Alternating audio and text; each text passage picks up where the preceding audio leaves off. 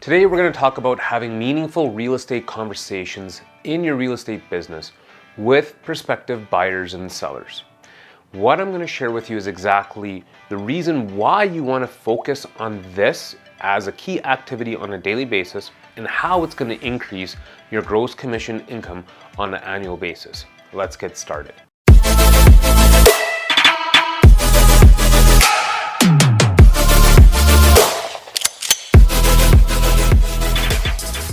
So let's start talking about meaningful real estate conversations, and I want to explain to you how this is important when it comes to your gross commission income. You see, the basis of basically getting paid in a real estate transaction usually starts with a meaningful real estate conversation, and I'm going to define that for you in a second.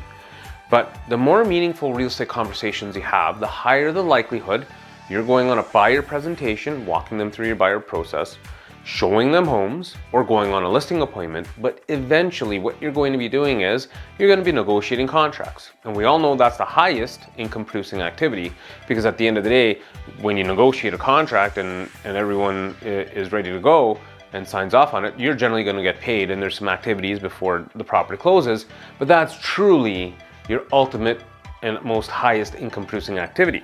But the basis to everything is having a meaningful real estate conversation. Now, coming into this, it's how do you know that you're having meaningful real estate conversations? The best way for me to do this is to really define the word meaningful. So I'm going to open up my dictionary right here, and it says that it's having a serious, important, or useful quality or purpose. And that's the most important thing there. I think the word purpose really fits in well here. You see, there's a lot of agents who, when I speak with them, they tell me, oh yeah, I call my past clients or people in my sphere of influence and I'm just not getting anything. And I go, well, what kind of conversations are you having? Is there anything purposeful in there related to real estate? And when I mean purposeful, I don't just mean how's the market, which is the ultimate question we always get asked. But what is the purpose and the outcome that you're going to have out of that conversation that's real estate related, that brings in your authority value, that allows you to actually give additional supporting value?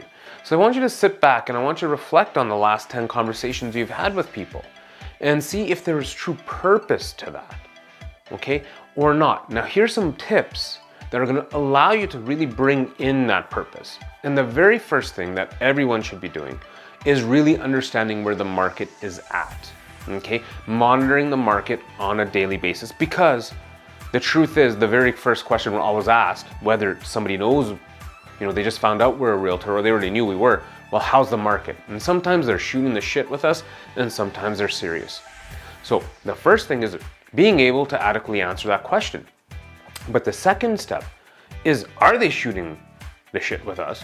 Or are they coming from the perspective of a buyer or a perspective of seller? And now being able to have a purposeful, intentional conversation from that perspective.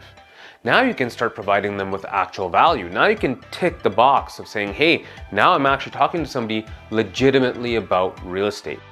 If you're liking what you're hearing so far, feel free to hit the like button and don't forget to subscribe. Let's hit on number 3. So the third step is to have a conversation based off of what I'm going to call a specific life event they're having. You see, when you're having a conversation with them, you're going to also ask personal questions. How are the kids? Or if they just had a baby, how's parenthood coming along? And the idea behind this is there's a variety of different life events people go through. They get jobs, they lose jobs, they have babies, people pass away, they get promoted. There's so many different things that an individual or a family can go through. And as you're having these conversations and learning more about not only what they're talking to you about real estate, but what's happening in their personal life, you can now kind of work through maybe some potential pain points. For instance, if somebody keeps on popping out babies, they're probably stepping all over toys. And so it's talking about, you must have toys kicking around everywhere, not enough storage space. You know, are the kids sharing rooms? Things like that. That might start eliciting a conversation where they say, you know what, we might need to actually make a move here sometime soon. Well, now you've kind of positioned yourself as somebody who's in front of an individual who has a need. Now, the fourth step is then to actually provide them an item of value. Okay, it doesn't necessarily mean right away, hey, let's set up a time to grab a coffee and I can talk to you about buying and selling a home. No, you're in the business of building relationships, and one of the biggest things you can always do is offer something of value. So just again, an example of somebody who might be running out of space, you can provide them with, you know, names of people who, you know, specialize in storage and organization. Or my favorite thing is when someone starts saying, you know, I need to do a renovation on my kitchen. I provide them with this thing called a home rental guide, where they can actually start seeing what kind of return on investment they can get if they go with stone countertops and wood cabinets. Or the best one is, I think I might end up renovating my basement. Do you think that's a great idea? Because they're running out of space.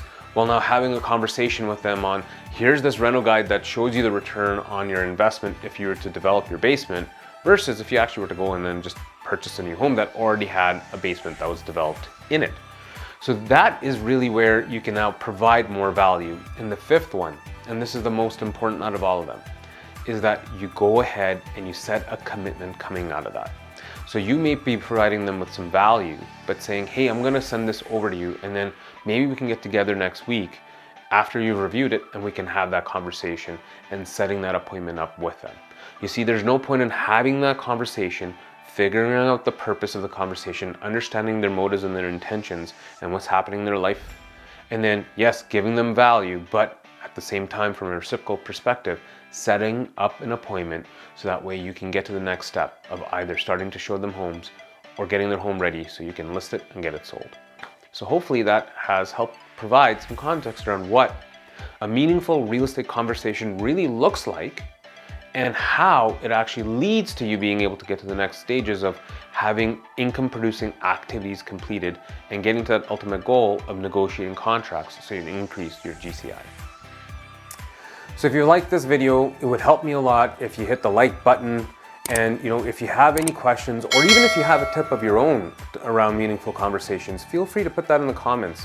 It would really go a long way because it helps me understand that, you know, this content's relevant, and really the YouTube algorithm will allow for this video to come to a different spot and help other agents as well. Looking forward to chat with you guys next time.